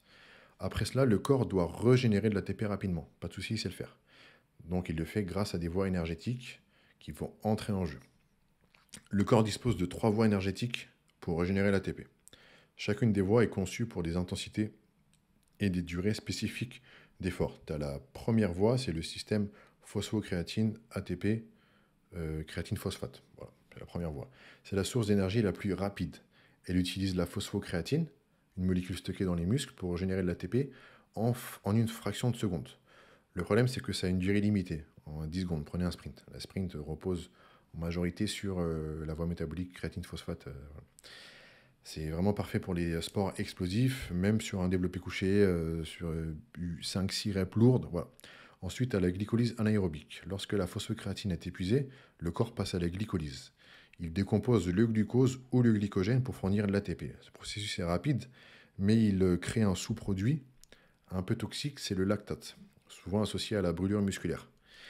La glycolyse, elle va fournir l'énergie pendant 30 à 2 minutes, 2 minutes 30. C'est idéal pour les séries modérées et les efforts à intensité modérée. Un petit sprint, une bonne... voilà. Ensuite, tu as le système aérobie qu'on appelle aussi oxydatif, pour les efforts plus longs, très longs, d'intensité modérée. Le corps passe au système aérobie. Il utilise principalement l'oxygène, système oxydatif, pour décomposer les graisses et les glucides. Ça va produire une plus grande quantité d'ATP, beaucoup plus grande même. Mais le problème, c'est que ça a un processus qui prend du temps. Donc c'est parfait pour le cardio à longue durée. Par contre, si vous voulez faire du sprint à jeun et vous reposez sur ça, au bout de 3-4 séries, vous n'allez plus rien avoir, les amis. Voilà. Donc pour chaque type d'effort que vous allez faire, vous devez comprendre comment votre corps travaille, quel système énergétique, voie métabolique il utilise pour le fournir le bon carburant. Après, il y a deux choses, ça se chevauche. Lorsque vous faites un sprint, le système ATP créatine phosphate est dominant, mais pendant ce sprint de 10 secondes, le système glycolytique va prendre la relève. Donc ça devient quasiment un 50-50. Et c'est la même chose pour un effort de 30 à 2 minutes 30. Le système glycolytique, il a pris le dessus. Ça a commencé par le système ATP créatine phosphate, mais vraiment tout démarrage, comme un moteur hybride. Et ensuite, tu as le système glycolytique qui prend le relais. Arrivé à un moment, tu as le système oxydatif qui va aussi prendre le relais. Alors, c'est là qu'intervient la créatine dans les performances musculaires. La créatine, c'est surtout, les amis, utilisé à des fins de performance musculaire, je le répète. Si vous le prenez juste pour faire du muscle, pour moi, ça ne sert à rien. C'est pour les performances, c'est pour les sports de performance. Tu peux gérer des performances en musculation, mais c'est pour les sports de performance. Alors, la créatine, c'est un des compléments les plus étudiés et efficaces. Comment elle marche? Elle est stockée dans les muscles sous forme de phosphocréatine. Pendant un effort, elle va libérer son groupe phosphate pour régénérer l'ATP, molécule de l'énergie. Très bien. Ça va prolonger votre capacité à fournir un effort maximal pendant une durée un peu plus longue. Donc ça veut dire que vous pouvez réaliser, et vous allez peut-être gagner sur un développé couché, 1 ou 2 répétitions supplémentaires. Est-ce que ça va servir à quelque chose? Non. Sur un round de boxe, tu vas pouvoir tenir 10, 20, 30 secondes de plus. Est-ce que ça va à quelque chose? Ouais. Sur un sprint où tu es KO à 80 mètres, est-ce que ça va servir à quelque chose? Oui, tu vas pouvoir aller à intensité maximale jusqu'à 120 mètres. Et ça, c'est connu, très connu. Pour le foot, hyper utile. Encore une fois, vraiment sur la musculation, voilà, bref. Mais bon, ce qui le plus important aussi dans le métabolisme énergétique, les amis, c'est les mitochondries qui sont les centrales énergétiques du corps humain. Alors, leur efficacité est cruciale pour la récupération entre les séries et pour soutenir l'effort. Le problème, comme je l'ai cité dans les questions 1 et 2, avec les huiles, les acides gras, si tu perturbes les membranes cellulaires des mitochondries, elles vont devenir moins efficaces, elles vont fournir de l'énergie de façon moins efficace. Donc ce qui fait que tu vas brûler les glucides, les glycogènes de manière moins efficace, libérer du gras de manière moins efficace. Et en fait, ton sport que tu vas faire, à des fins de perte de gras, de perte de poids, il va être quasi inefficace. Donc c'est pour ça que les mitochondries, les amis, c'est la base de tout. C'est vraiment la base de tout. Il faut prendre soin de ces mitochondries. C'est une stratégie vraiment hyper importante. Vraiment hyper importante. Alors, est-ce que, on était sur le métabolisme énergétique, est-ce que je recommande de la créatine pour la musculation? Non. Il y a 150 vidéos sur TikTok, 150 études qui montrent que ça joue sur les performances cognitives, ça préserve les articulations, ça aide sur la prise de muscle. Ouais, super. On va se parler franc, les amis. Pour moi, ça ne sert à rien du tout dans un objectif de go muscu. Alors tu vas me dire, oui, tu peux gagner 2-3 reps sur ton développé couché, sur tes dips, sur tes pompes. Cool. Tu peux aussi le faire sans créatine. Tu vas juste faire un drop set. Admettons, tu fais 10 reps à 80 kg, avec créatine, tu fais 12 reps. Super. Sans créatine, tu bloques à 10 reps. Bah, si tu veux vraiment encore plus déchirer tes muscles, parce qu'à 12 reps sous créatine, tu vas plus déchirer tes muscles, créer des micro-déchirures. Et ce qu'on a vu avant, le corps il va réagir en créant du muscle, en lançant la synthèse protéine, etc. etc. Il n'y a pas de souci. Tu bloques à 10 reps sans créatine, tu fais un drop set, tu mets 70 kg, tu vas faire 3-4 reps, tu as déchiré. Le drop set, c'est une technique qui va aussi te déchirer. Donc voilà, il n'y a pas d'impact négatif de prendre de la créatine, mais arrêtons de dire que la créatine, c'est un indispensable pour la musculation, c'est un indispensable pour les performances sportives. La musculation n'est pas un sport, les gars. La musculation, c'est un complément, c'est du renforcement musculaire. Alors, moi, quand je faisais de l'athlétisme, foot ou JJB, tout ça, alors, hors de question de me passer de créatine. Quand je faisais juste muscu, j'en avais rien à foutre. Alors là, créatine, pas créatine, voilà. C'est propre à vous, les amis. Encore une fois, comprenez comment marche le métabolisme énergétique. Vous allez comprendre beaucoup de choses. Première voie créatine phosphate, ATP créatine phosphate, effort très très rapide, 2-3 secondes. Moteur hybride, ça démarre comme ça, un moteur hybride. Ensuite, ça prend le relais moteur essence ou moteur diesel avec la voie glycolytique qui va reposer sur soit le glucose présent dans le sang, soit le glycogène. Le glucose va générer, décomposition une molécule de glucose va générer, je crois, 3 ATP de mémoire. Une décomposition de molécules de glycogène va générer 4 ATP. Et ensuite, tu as la voie oxydative. qui repose sur l'oxygène et la combustion des graisses, d'où le cardio à jeun ou le cardio juste, basse intensité, moyenne intensité, longue durée, pour brûler des graisses. Voilà.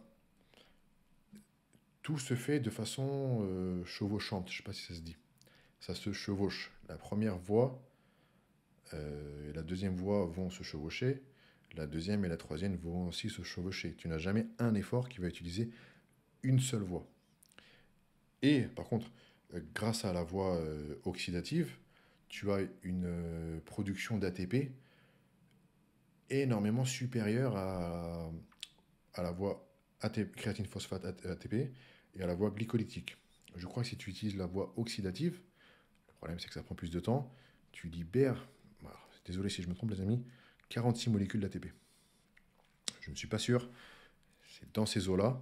Donc vous voyez la différence entre une voie glycolytique qui va libérer 3 à 4 molécules d'ATP et une voie oxydative qui va en libérer 40, 46, c'est énorme. Tout est une question de combien de temps ça prend. Ça va prendre beaucoup plus de temps. C'est pour ça que ça met plus de temps à démarrer. Bon, question 9. Faut-il s'entraîner du coup, vous avez vu, j'ai organisé les questions pour que ça suive. Faut-il s'entraîner à jeun pour brûler des graisses? Comment bien faire le cardio sans sacrifier sa masse musculaire? Je bois un coup, j'arrive. Alors, est-ce qu'il faut s'entraîner à jeun pour brûler plus de graisse? Et comment utiliser le cardio sans sacrifier sa masse musculaire? C'est vraiment deux questions qui reviennent et reviennent de plus en plus. Je crois que j'ai déjà traité avec Flo, mais je vais traiter encore peut-être de manière un peu plus profonde. Alors, ceux qui posent la question est-ce qu'il faut s'entraîner à jeun pour brûler plus de graisse et est-ce que ça sacrifie les muscles? Alors, on va plonger dans ces deux sujets qui recoupent un peu tout ce que j'ai dit avant et on va donner une stratégie claire et scientifique sur l'utilisation du cardio pour brûler du gras. Attention, ce n'est pas du cardio pour augmenter le cardio, sans sacrifier le muscle. Alors, l'entraînement à jeun, est-ce qu'il est plus efficace pour brûler des graisses? Alors, des études, 50 études vont montrer que non, 50 études vont montrer que oui, des influenceurs vont dire non. Moi, je vais dire oui. Tout simplement, pourquoi? Tout repose sur la physiologie, ce que j'ai expliqué avant, métabolisme énergétique, hormones. Lorsque vous vous réveillez après une nuit de jeûne, les niveaux d'insuline sont au plus bas. L'insuline, comme vous savez, va inhiber la libération des graisses stockées. À jeun, les réserves de glycogène musculaire et surtout hépatique sont partiellement épuisées. C'est pour ça qu'une partie de votre corps, vous êtes plus à plat le matin.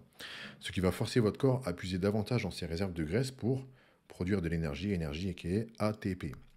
Alors attention, ça ne va pas signifier nécessairement que vous allez brûler plus de graisse sur le long terme. Pendant l'effort à jeun, la proportion de calories d'énergie va venir un peu plus de graisse que si vous n'étiez pas à jeun. Alors il faut prendre en compte le total calorique sur 24 heures et l'intensité de l'entraînement. Si l'intensité de l'entraînement est trop élevée, le corps va peut-être commencer à dégrader des protéines musculaires, des acides aminés. Et produire du glucose grâce à ces acides aminés avec le processus qui s'appelle néoglucogénèse. Donc, tout va dépendre aussi du type d'effort que vous allez faire. Si vous allez faire du vélo, du rameur, de la marche ou un cardio assez modéré, vous allez principalement mobiliser des graisses pour fournir de l'énergie. Mais attention, pas à partir de la première minute. Comme j'ai dit avant, ça va se chevaucher. Vous allez commencer avec la voie 1, ATP, créatine, phosphate, la voie 2, glycolytique, mais la proportion de la voie 3 va être plus importante avec un cardio à jeun. Donc le corps va s'orienter davantage sur l'oxydation des lipides. La sensibilité à l'insuline à jeun, elle est améliorée. Ce qui fait que la capacité de votre corps à utiliser des glucides et à ne pas les stocker sur les repas suivants va être améliorée. Vous améliorez la flexibilité métabolique. C'est la capacité de votre corps à utiliser des graisses pour fournir de l'énergie et à utiliser des glucides pour fournir de l'énergie. La flexibilité métabolique, c'est hyper important. Si vous habituez votre corps que à se reposer sur des glucides en termes d'énergie, vous heurtez à un mur. C'est-à-dire que le jour où vous ne donnez pas de glucides, vous êtes comme une Tesla sur l'autoroute sans batterie, vous allez nulle part. Il faut apprendre à votre corps à switcher le plus vite possible sur les réserves de graisse, sinon vous allez vraiment tomber en rade. Et ça, c'est vraiment le cas de beaucoup de gens que j'ai en coaching, de sportifs. Ils dépendent entièrement des glucides et ils n'arrivent pas à switcher sur les graisses pour fournir de l'énergie. Il Il faut aussi choisir le bon type de cardio. Les exercices d'intensité modérée, comme la marche rapide, le vélo à faible intensité ou le rameur à faible intensité, c'est idéal. Ça mobilise les graisses et ça minimise le stress musculaire et articulaire. Alors 30 à 45 minutes, ça suffit. Plus vous pouvez vous épuiser, la taxe sur l'énergie n'est pas ouf. Vous pouvez peut-être potentiellement augmenter le catabolisme musculaire, sauf si vous prenez des BCA ou du HMB et des EA. Voilà. Si vous entraînez à jeun, même si vous prenez des BCA ou du HMB, ça reste à jeun. Le corps va utiliser justement ces acides aminés à la place d'utiliser les acides aminés de votre corps pour fournir de l'énergie. Mais il va continuer à brûler des graisses, ne vous inquiétez pas. Ce qui est ultra important, c'est vraiment le type de cardio. Si vous faites du cardio à jeun, sous forme de HIIT, alors bien sûr, vous allez taper du gras. Bien sûr, vous allez faire descendre plus rapidement vos réserves de glycogène musculaire et du coup augmenter la lipolyse. Le problème, c'est que la taxe sur l'énergie, sur le stress articulaire, le stress nerveux et le catabolisme musculaire est beaucoup plus élevée. Ça va être compliqué de faire du HIIT 3-4 fois par semaine, 2 fois par semaine, ok. Voilà. Après, c'est propre à chacun. Je ne vais pas donner du HIIT à une personne qui a 50 ans, avec un système cardiovasculaire un petit peu abîmé, un bilan lipidique pas top. Les risques d'AVC sont élevés quand on fait du HIIT. HIIT, je répète les amis, c'est pas 3 burpees et 4 air squats. HIIT, tu es à 95% de ta vitesse, ton effort maximal sur un gros exercice. Va faire un sprint de ouf, va faire un round de boxe, tu tapes sur un sac de frappe pendant 30-40 secondes à fond. Ça, c'est du HIIT. Tu finis sur les héros, tu le sais, c'est du HIIT. D'accord? Ça reste dangereux si tu n'as pas un bon système cardiovasculaire et un profil lipidique élevé, un sang, tu vois, pas collant, tu vois, fluide. C'est hyper important, les amis. Voilà. Tout dépend aussi de ce que vous mangez, vraiment. Alors après, quand vous faites du cardio à jeun, le problème que je rencontre, et ça on n'en parle pas beaucoup sur les réseaux sociaux, c'est dommage. En fait, je devrais faire plus de vidéos, mais vous voyez quand je fais la vidéo, c'est un peu compliqué pour vous. Regardez, juste je suis en train de m'allonger. Le problème, focus. Le problème, c'est que les personnes qui font du cardio à jeun, elles sont persuadées elles ont brûlé beaucoup de graisse. Alors, le problème, c'est que tu vas faire 1 heure de tapis. Ta quantité de calories que tu auras brûlées ce sera à peine une poignée d'amandes. D'accord? Alors, ce qui va se passer, c'est que ça va provoquer l'effet inverse. La personne se dit, j'ai fait 1 heure, et encore 1 heure, pas beaucoup de monde fait 1 heure de cardio à jeun. Encore faut-il bien faire un bon BPM, 130-140, 1 heure de cardio à jeun, va se dire, ok, tu sais quoi, maintenant je peux manger ça parce que j'ai brûlé du gras. Non. En fait, ce qui s'est passé dans ton corps pendant le cardio à jeun, c'est que ton corps, il a mobilisé les réserves de graisse, il les a découpées. Une partie a été utilisée pour générer de l'ATP, de l'énergie. Génial. Une partie continue à circuler dans le sang. Donc, ce qu'il faut faire, les amis, c'est que l'heure qui suit le cardio à jeun, ne pas manger tout de suite. Pendant l'heure qui va suivre, les acides gras qui continuent à circuler dans le sang, le corps, en fait, justement, il va utiliser ça qui circule dans le sang pour juste vivre pendant l'heure qui va suivre l'entraînement à jeun. Si tu manges tout de suite après, même si c'est juste de la whey isolate, tu vas bloquer la lipolyse. Tu vas bloquer la lipolyse, tu vas faire remonter l'insuline. Insuline élevée égale lipolyse bloquée. Insuline basse égale lipolyse activée. Lipolyse égale dégradation des graisses, tout simplement. Donc c'est une synergie entre le type de cardio, ton total calorique sur 24 heures, tes réserves de glycogène, ta sensibilité à l'insuline, la santé de tes membranes cellulaires des mitochondries, ton niveau hormonal, ta durée de cardio, ton type de cardio, ça fait 2 fois je l'ai dit, et ce que tu vas manger après. Je ne pense pas qu'après un cardio à jeun, ou que c'est l'énergie, la taxe sur l'énergie, elle est faible, tu te sens fatigué, tu as besoin de manger un gros repas. Moi, ce que je conseille, c'est 1 heure après ton cardio à jeun, une petite omelette, si tu veux un petit skyr et un peu d'avocat, t'es au top. Tu as largement le temps après pour pouvoir manger, si tu veux, riz, brocoli, je sais pas quoi, ou pommes de terre, je sais pas quoi. Voilà. Tout compte, les amis. Question 10. Non, il reste deux questions. Question 10, question 11. Dis-nous tout sur, sur la trenbolone et comment le clen agit pour la perte de graisse. Très bien. On va parler de la trenbolone et ses effets sur le métabolisme musculaire et notamment la combustion des graisses. La question était portée sur la combustion des graisses. Alors la tren, c'est un stéroïde anabolisant le plus puissant, je pense, jamais développé dans le monde du bodybuilding. Alors au-delà de la tren, il y a une variante qui est vraiment notable, c'est le parabolan. Le parabolan qui a été créé à l'époque dans le laboratoire français, je crois, qui est le premier dérivé de la nandrolone. Parabolan, à l'époque, c'était en ampoule de 76 mg. Ça a été initialement développé comme un médicament vétérinaire pour améliorer la prise de poids chez les animaux d'élevage. Il y en a qui utilisaient chez les chiens de combat, comme dans les films et tout, mais bon. Après, ses propriétés anabolisantes extrêmes et ses capacités à brûler des graisses, elles ont rapidement attiré l'œil des bodybuilders. Je comprends, il existe plusieurs formes, l'acétate, l'énanthate et le para. Alors, chacune des formes a un ester qui influence cette durée d'action. Qui dit durée d'action dit durée des effets secondaires. Voilà. Commencez toujours par une version acétate pour voir si vous supportez les effets secondaires. Alors, le para a été développé dans les années 80 par les laboratoires français. Et oui, le laboratoire français s'appelait Negma, je crois.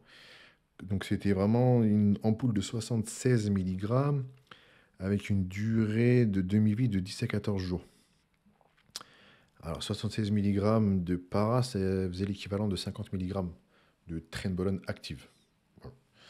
Comment est-ce que la traîne agit sur le corps voilà, ça partage les caractéristiques de la testostérone, mais la libération de la trenbolone, qui va jouer aussi sur la thyroïde, lui donne d'autres effets. Alors l'affinité androgénique, elle est extrême. L'affinité sur les récepteurs androgéniques, elle est 5 fois supérieure à celle de la testostérone. Ça va du coup stimuler de façon encore plus forte la synthèse protéique et du coup la rétention d'azote nitrogène, ce qui est nécessaire pour l'hypertrophie musculaire. Ça joue beaucoup plus sur la dégradation des graisses. Elle favorise directement et indirectement la lipolyse en activant les récepteurs bêta-adrégéniques,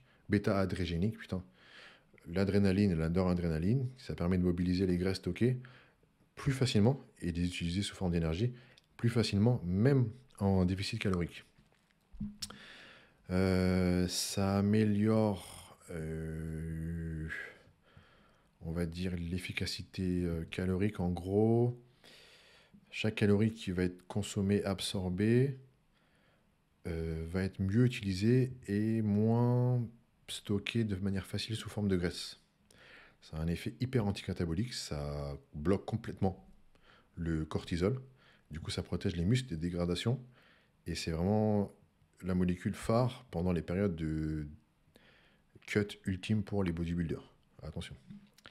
Alors après, il y en a beaucoup qui préfèrent le parabolan à la traîne. Parce que la demi-vie entre l'énanthate et l'acétate, la stabilité mentale est mieux. La stabilité hormonale est plus importante. Du coup, qui dit stabilité hormonale, que ce soit testostérone ou trenbolone, dit effets secondaires limités, notamment l'irritabilité, les sueurs nocturnes ou l'agressivité. Généralement, les gens ils disent que le parabolan est plus doux et un meilleur choix pour les phases de prise de masse, mais aussi de sèche.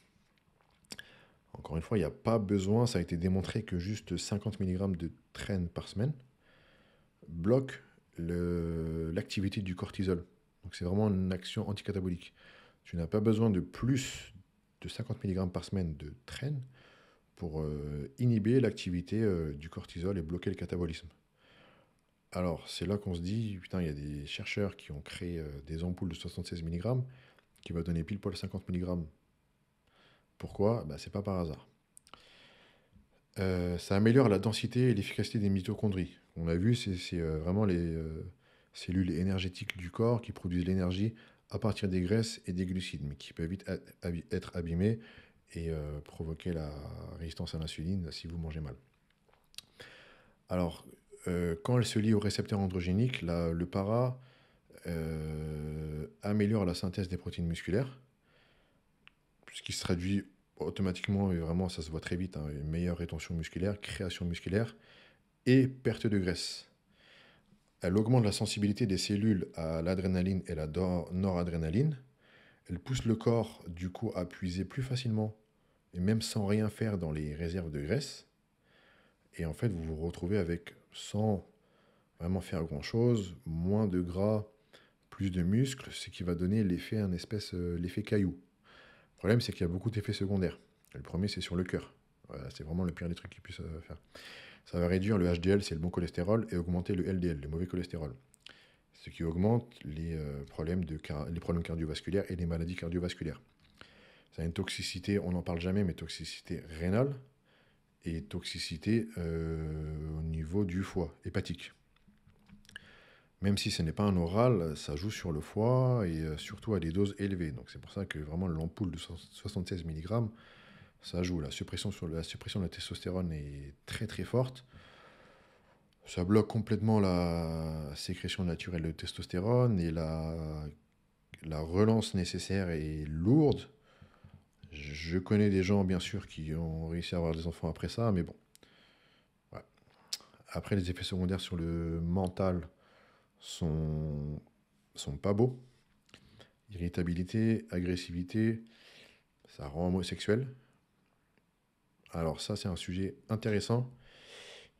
Alors, pourquoi est-ce que ça rend homosexuel? Est-ce que, j'en ai discuté avec des amis l'autre jour, aucun problème à discuter de ça, les amis, est-ce que ça rend homosexuel, ou bien est-ce que on est dans une population de personnes qui prennent la testostérone plus susceptibles à être fragiles mentalement, et donc du coup qui de base ont ce côté fragile ou curiosité ou homosexualité plus développé que d'autres personnes. Vous voyez ce que je veux dire? J'ai du mal à expliquer. Donc ouais, les amis, la traîne a des effets notables sur la graisse. C'est expliqué par des études, c'est expliqué euh, par des retours d'expérience, sur le terrain, mais vraiment sur l'analyse sur le métabolisme énergétique qu'a la traîne sur le corps humain. J'ai une théorie, c'est que le trenbolone joue aussi sur la thyroïde. Alors à l'époque où je préparais les compétiteurs sur les compétitions, l'utilisation prolongée de traîne, j'ai remarqué que ça jouait sur la thyroïde.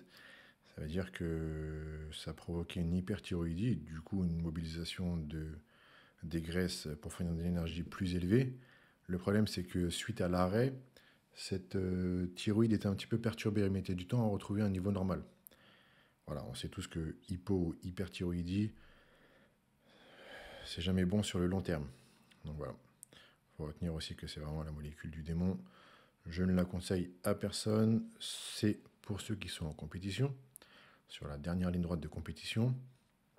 Plus ton déficit calorique est important, plus tu as besoin d'anabolisme et de limiter le catabolisme. La trenbolone est la molécule parfaite pour celle-ci. Voilà, après, les effets secondaires sont beaucoup trop élevés. Ce n'est pas fait pour les personnes lambda, surtout qui ne sont pas en compétition. J'ai traité cette question parce que je l'ai reçue à cause je crois que c'est les frères Train, des deux gamins là, américains, même pas la vingtaine, ils prennent du train et tout.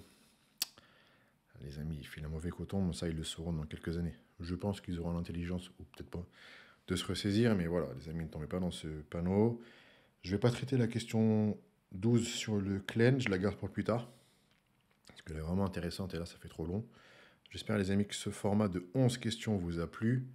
J'ai essayé d'être un peu précis, pas trop, un peu vulgaire, pas trop, de schématiser, pas trop. J'espère que je vous ai pas trop perdu. Voilà, c'est ma prise de notes. Quand c'est comme ça, quand je suis en podcast avec un invité, je gère un peu mieux parce que vous derrière la caméra, vous ne savez pas, mais tu regardes l'invité, tu regardes la caméra, tu regardes ailleurs. Là, j'essaie de regarder la caméra parce qu'on me dit que je regarde pas assez la caméra, mais en même temps, je regarde là, le plafond, ma bouteille d'eau. Voilà. C'est pas évident, mais je fais au maximum pour vous, les amis. Merci encore de la force que vous me donnez. N'oubliez pas, c'est de la muscu. Pas que les muscu, je n'ai pas pris de la cocaïne, j'ai pris 2 cafés aujourd'hui. Peace.